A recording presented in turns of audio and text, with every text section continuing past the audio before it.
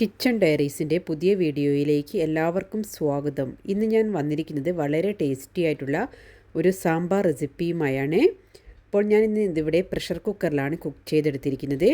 അപ്പോൾ പച്ചക്കറികളൊന്നും ഉടഞ്ഞു പോകാതെ തന്നെ നമുക്ക് പ്രഷർ കുക്കറിൽ വളരെ എളുപ്പത്തിൽ തന്നെ സാമ്പാർ ഉണ്ടാക്കിയെടുക്കാം. ഇത് എങ്ങനെയാണ് ഉണ്ടാക്കുന്നത് നമുക്ക് നോക്കാം. ഇതിനായി ഞാനിവിടെ 1/4 കപ്പ് അളവിൽ തുവരപ്പരിപ്പ് നന്നായി കഴുകിയെടുത്തതിന് ശേഷം ഒരു കുക്കറിനകത്തേക്ക് ചേർത്ത് കൊടുക്കുന്നുണ്ട്. അപ്പോൾ സാമ്പാറിന് പരിപ്പെടുക്കുമ്പോൾ തുവരപ്പരിപ്പ് എടുക്കുന്നതാണ് കൂടുതൽ ടേസ്റ്റ് ഉണ്ടാവുക.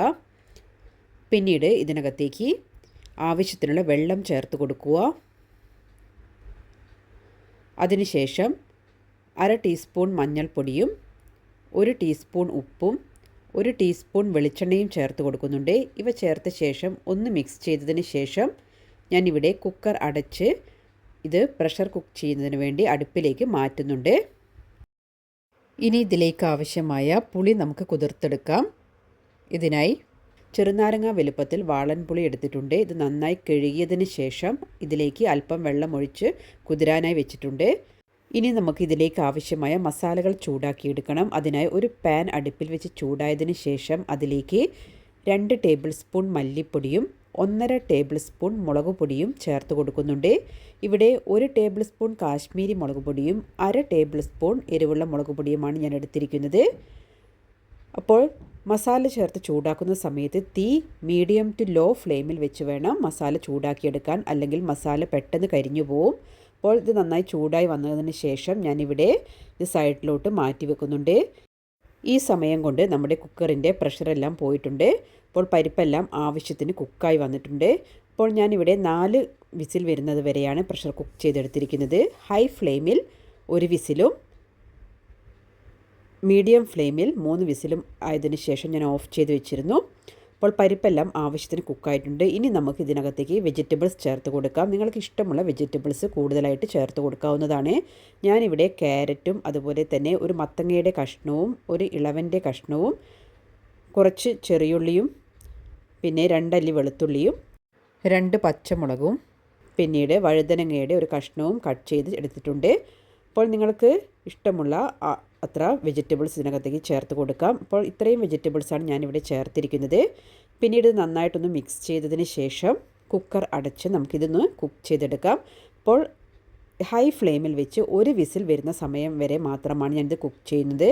കാരണം കൂടുതൽ സമയം കുക്ക് ചെയ്ത് കഴിഞ്ഞാൽ പച്ചക്കറികളെല്ലാം ഉടഞ്ഞു പോവും. അതുകൊണ്ട് ഹൈ ഫ്ലെയിമിൽ വെച്ച് 1 വിസിൽ വന്നതിന് ശേഷം നമുക്ക് ഇതിൻ്റെ ഫ്ലെയിം ഓഫ് ചെയ്ത് വെക്കണം. അപ്പോൾ ഈ സമയം കൊണ്ട് ഞാനിവിടെ ഒരു പാനിലേക്ക് കുറച്ച് വെളിച്ചെണ്ണ ചേർത്ത് കൊടുത്തിട്ടുണ്ട്. അതിനുശേഷം ഇതിനകത്തേക്ക് കുറച്ച് വെണ്ടക്കയുടെ കഷ്ണങ്ങൾ ചേർത്ത് ഒന്ന് വഴറ്റിയെടുക്കുന്നുണ്ട്. അപ്പോൾ ഞാൻ ഇതിലേക്ക് 6 വെണ്ടയ്ക്കയാണ് എടുത്തിരിക്കുന്നത്. വെണ്ടയ്ക്ക നന്നായി കഴുകിയതിന് ശേഷം 2 കഷ്ണങ്ങളാക്കി കട്ട് ചെയ്തെടുത്തിട്ടുണ്ട്. അപ്പോൾ ഇതിനകത്ത് പുഴു ഉണ്ടോ എന്നെല്ലാം ശ്രദ്ധിച്ചതിന് ശേഷം വേണം നിങ്ങൾ കട്ട് ചെയ്തെടുക്കാൻ. അപ്പോൾ ഈ എണ്ണയിൽ കിടന്ന് ഒന്ന് ആ വെണ്ടയ്ക്ക ഒന്ന് വഴറ്റിയെടുത്തതിന് ശേഷം പിന്നീട് ഞാൻ ഇതിനകത്തേക്ക് തക്കാളി കൂടി ചേർത്ത് കൊടുക്കുന്നുണ്ട്. ഒരു വലിയ തക്കാളിയാണ് ഞാൻ ഇതിനകത്തേക്ക് ചേർത്ത് കൊടുത്തിരിക്കുന്നത്. അപ്പോൾ കുറച്ച് വലിയ കഷ്ണങ്ങളായിട്ട് തന്നെയാണ് ഞാനിവിടെ തക്കാളി ചേർത്ത് കൊടുത്തിരിക്കുന്നത്. അപ്പോൾ തക്കാളിയും വെണ്ടയ്ക്കയും ചേർത്ത് 1 മിനിറ്റ് സമയം ഒന്നുകൂടെ വഴറ്റിയതിന് ശേഷം ഇവിടെ ഞാൻ ഫ്ലെയിം ഓഫ് ചെയ്യുന്നുണ്ട്. ഇപ്പോൾ സാമ്പാറിൽ മസാലകൾ ചേർക്കുമ്പോൾ പൊടികൾ ഒന്ന് ചൂടാക്കിയും അതുപോലെ വെണ്ടയ്ക്കയും തക്കാളിയും വഴറ്റിയും ചേർത്ത് കഴിഞ്ഞാൽ സാമ്പാറിന് ഒരു പ്രത്യേക ടേസ്റ്റ് തന്നെയാണ് കിട്ടുക. 1 വിസിൽ വന്നതിന് ശേഷം ഞാനിവിടെ ഫ്ലെയിം ഓഫ് ചെയ്ത് വെച്ചിരുന്നു. അതിൻ്റെ പ്രഷർ പോയതിന് ശേഷം ഇവിടെ ഞാൻ ലിഡ് ഓപ്പൺ ചെയ്തിട്ടുണ്ട്. പിന്നീട് നമുക്ക് ഇതിനകത്തേക്ക് നമ്മൾ നേരത്തെ ചൂടാക്കി വെച്ചിരിക്കുന്ന മസാല ചേർത്ത് കൊടുക്കാം.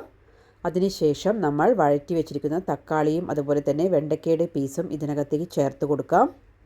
പിന്നീട് നമ്മൾ നേരത്തെ കുതിർത്തെടുത്തിരിക്കുന്ന പുളി നന്നായി ഞെരടിയതിന് ശേഷം അതിൻ്റെ വെള്ളം മാത്രം ഇതിനകത്തേക്ക് ചേർത്ത് കൊടുക്കുക. അപ്പോൾ പുളിവെള്ളം ഞാൻ ഇതിനകത്തേക്ക് ചേർത്തതിന് ശേഷം ഇത് നന്നായിട്ട് തന്നെ ഒന്ന് മിക്സ് ചെയ്തെടുക്കുന്നുണ്ട്.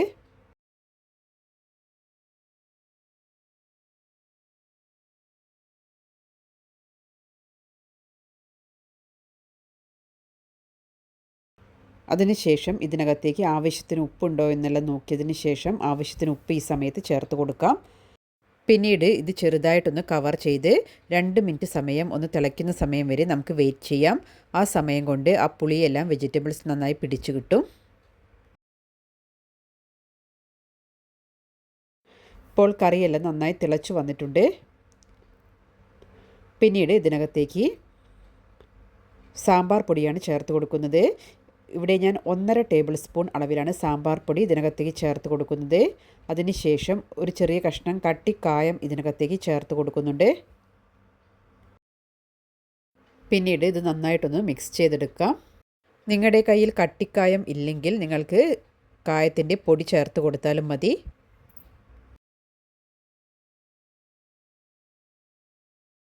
അപ്പോൾ നന്നായി മിക്സ് ചെയ്തതിന് ശേഷം പിന്നീട് ഒരു ചെറിയ കഷ്ണം ശർക്കര ഇതിനകത്തേക്ക് ചേർത്ത് കൊടുക്കുന്നുണ്ട്. പിന്നീട് കുറച്ച് മല്ലിയില ചെറുതായി അരിഞ്ഞത് ചേർത്ത് കൊടുക്കുന്നുണ്ട്. അപ്പോൾ ഇത്രയും ചേർത്തതിന് ശേഷം നമുക്ക് ഇത് നന്നായിട്ടൊന്ന് മിക്സ് ചെയ്തതിന് ശേഷം ഇവിടെ ഫ്ലെയിം ഓഫ് ചെയ്ത് വെക്കാം. ഇനി നമുക്ക് ഇതിനകത്തേക്ക് താളിച്ച് ചേർക്കണം.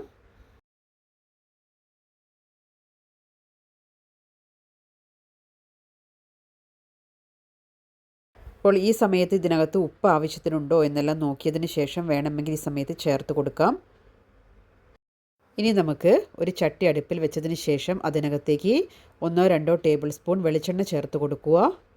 പിന്നീട് ഇതിനകത്തേക്ക് കുറച്ച് കടുക് ചേർത്ത് കൊടുക്കുന്നുണ്ട്. പിന്നീട് അല്പം ഉലുവയും ചേർത്ത് കൊടുത്തിട്ടുണ്ട്. ഇതൊന്ന് പൊട്ടിയതിന് ശേഷം പിന്നീട് ഇതിനകത്തേക്ക് ചേർത്ത് കൊടുക്കുന്നത് വറ്റൽ മുളകാണ്. 5 ചെറിയ വറ്റൽമുളക് ഇതിനകത്തേക്ക് ചേർത്തിട്ടുണ്ട്. പിന്നീട് ഇതിനകത്തേക്ക് കുറച്ച് കറിവേപ്പില കൂടെ ചേർത്ത് കൊടുക്കുക. അപ്പോൾ കറിവേപ്പില ഞാനിവിടെ തണ്ടോടുകൂടി തന്നെയാണ് ചേർത്തിരിക്കുന്നത്. അപ്പോൾ കറിവേപ്പില കൂടെ ചേർത്തതിന് ശേഷം നന്നായിട്ടൊന്ന് ഇളക്കിയതിന് ശേഷം നമുക്കിത് കറിയിലേക്ക് താളിച്ച് ചേർക്കാവുന്നതാണ്. ഇപ്പോൾ നമ്മുടെ വളരെ ടേസ്റ്റി ആയിട്ടുള്ള സാമ്പാർ ഇവിടെ തയ്യാറായിട്ടുണ്ട്. നല്ല ഒരു മണം തന്നെ വരുന്നുണ്ട്. അപ്പോൾ നിങ്ങൾക്ക് ഈ രീതിയിൽ തയ്യാറാക്കി കഴിഞ്ഞാൽ നല്ല രുചിയിൽ തന്നെ സാമ്പാർ തയ്യാറാക്കിയെടുക്കാൻ കഴിയും. കഷ്ണങ്ങളൊന്നും ഉടയാതെ തന്നെ നല്ല പെർഫെക്റ്റ് ആയിട്ട് തന്നെ നമുക്ക് സാമ്പാർ ഇവിടെ തയ്യാറായി കിട്ടിയിട്ടുണ്ട്. അപ്പോൾ നിങ്ങൾ ഇത് വീട്ടിൽ ട്രൈ ചെയ്തതിന് ശേഷം നിങ്ങൾക്ക് ഇഷ്ടപ്പെട്ടിട്ടുണ്ടെങ്കിൽ അതിൻ്റെ ഫീഡ്ബാക്ക്സ് എല്ലാം കമൻസ് ആയിട്ട് താഴെ അറിയിക്കുക. ആദ്യമായിട്ടാണ് ഈ ചാനലിലെ വീഡിയോ കാണുന്നത് എങ്കിൽ ആ താഴെയുള്ള സബ്സ്ക്രൈബ് ബട്ടൺ ഒന്ന് പ്രസ് ചെയ്തതിന് ശേഷം അതിനടുത്തുള്ള ബെൽ ബട്ടൺ കൂടെ എനേബിൾ ചെയ്ത് വെക്കുക. എങ്കിൽ മാത്രമേ ഞാൻ അപ്ലോഡ് ചെയ്യുന്ന വീഡിയോയുടെ നോട്ടിഫിക്കേഷൻ നിങ്ങൾക്ക് ലഭിക്കുകയുള്ളൂ. അപ്പോൾ ഇത് ഞാനൊരു 5 മിനിറ്റ് സമയം അടച്ചു വെച്ചതിന് ശേഷമാണ് സെർവിങ് ബൗളിലേക്ക് മാറ്റുന്നത്. അപ്പോൾ ഈ ടേസ്റ്റിയായ സാമ്പാർ നിങ്ങൾക്ക് ഇഷ്ടമായിട്ടുണ്ടെങ്കിൽ ഫ്രണ്ട്സിനും ഫാമിലിക്കും എല്ലാം ഷെയർ ചെയ്ത് സപ്പോർട്ട് ചെയ്യുക. Thank you for watching.